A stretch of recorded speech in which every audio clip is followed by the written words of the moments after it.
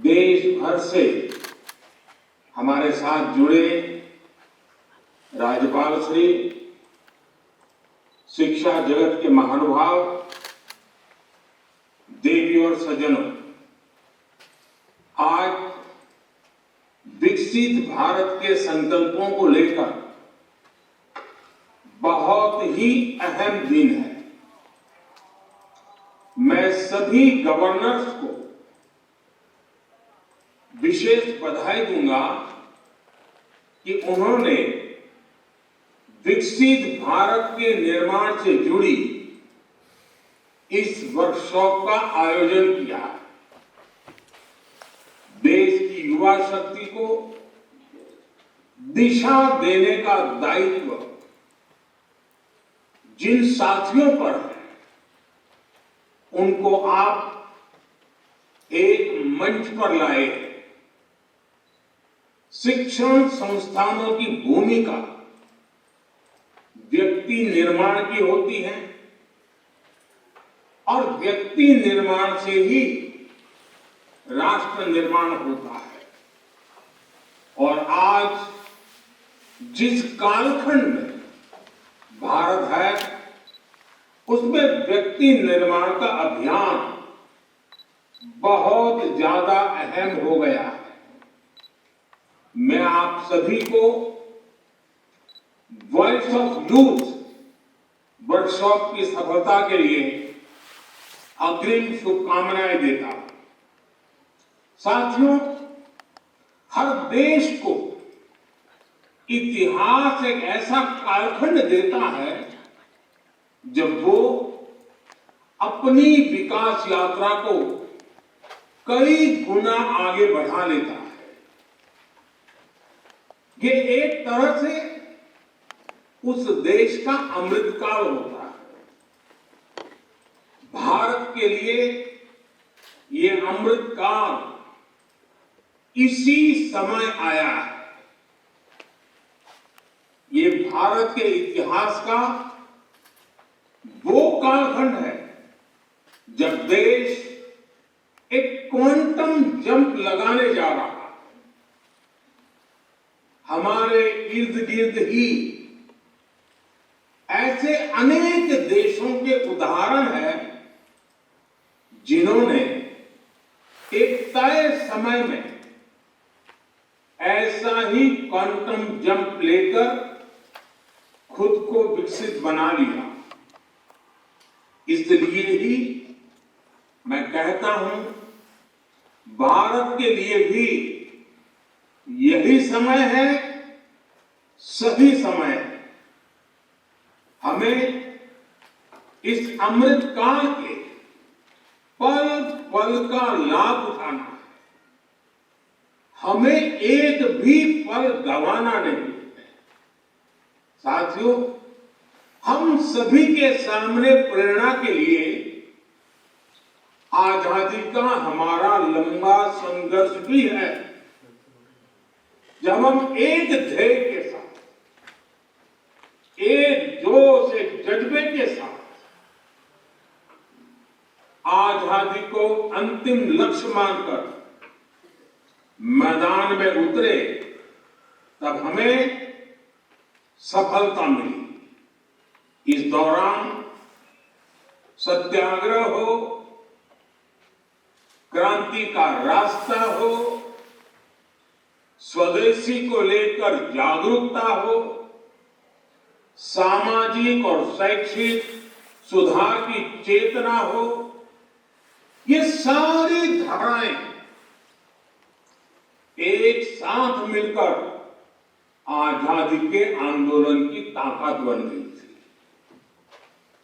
इसी कालखंड में काशी हिंदू विश्वविद्यालय, लखनऊ विश्वविद्यालय, Vishwa Bharati, Gujarat Vidyapith, Nagpur university, Annamalai university, Andhra university, university of Kerala, ऐसे अनेक संस्थानों ने देश की चेतना को सशक्त किया।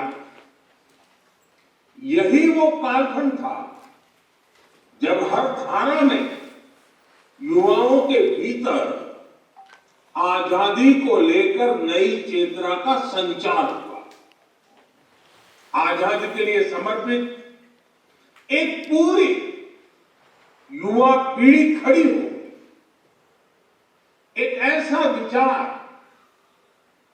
देश में बन गया कि जो भी करना है वो आजादी के लिए करना है और अभी करना है। कोई चरखा काटता था तो वो भी आजादी के लिए, कोई विदेशी सामान का बहिष्कार करता था वो भी आजादी के लिए, कोई काव्य पाठ करता था वो भी आजादी के लिए, कोई किताब या अखबार में लिखता था वो भी आजादी के लिए, कोई अखबार के पर्चे बांटता था वो भी आजादी के लिए। ठीक इसी तरह आज हर व्यक्ति, हर संस्था, हर संगठन को इस प्रण के साथ आगे बढ़ना है कि मैं जो कुछ भी करूंगा वो विकसित भारत के लिए होना चाहिए। आपके लक्ष्य, आपके संकल्पों का ध्येय एक ही होना चाहिए, विकसित भारत।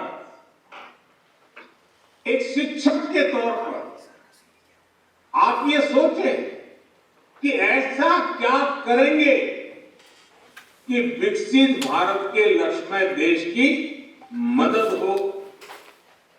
एक विश्वविद्यालय के तौर पर आप ये सोचें कि ऐसा क्या करें कि भारत तेजी से विकसित बने।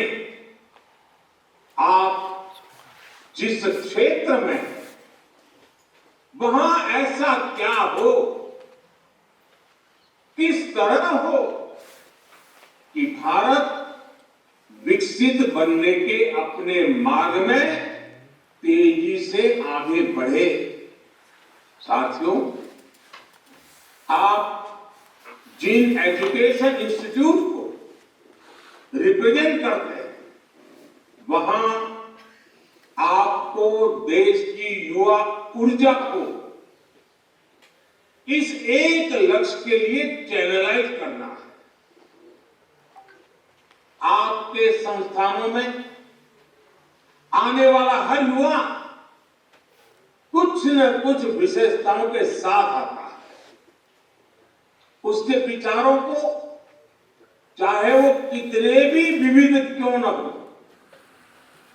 उन सबको विकसित भारत के निर्माण की धारा से जोड़ना है। मैं चाहूंगा कि आप सभी विकसित भारत @2047 के विजन में कंट्रीब्यूट करने के लिए अपने दायरे से बाहर जाकर भी सोचें, आउट ऑफ बॉक्स सोचें। देश के हर कॉलेज और यूनिवर्सिटी में अधिक से अधिक युवा इस अभियान में शामिल हो सके, इसके लिए भी आपको विशेष अभियान चलाना चाहिए, नेतृत्व करना चाहिए, सरल भाषा में चीजों को व्याख्यायित करना चाहिए। आज ही MyGov के अंदर विकसित भारत @2047 सेक्शन लॉन्च हुआ है। इसमें विकसित भारत के विजन के लिए आइडियाज का एक सेक्शन है।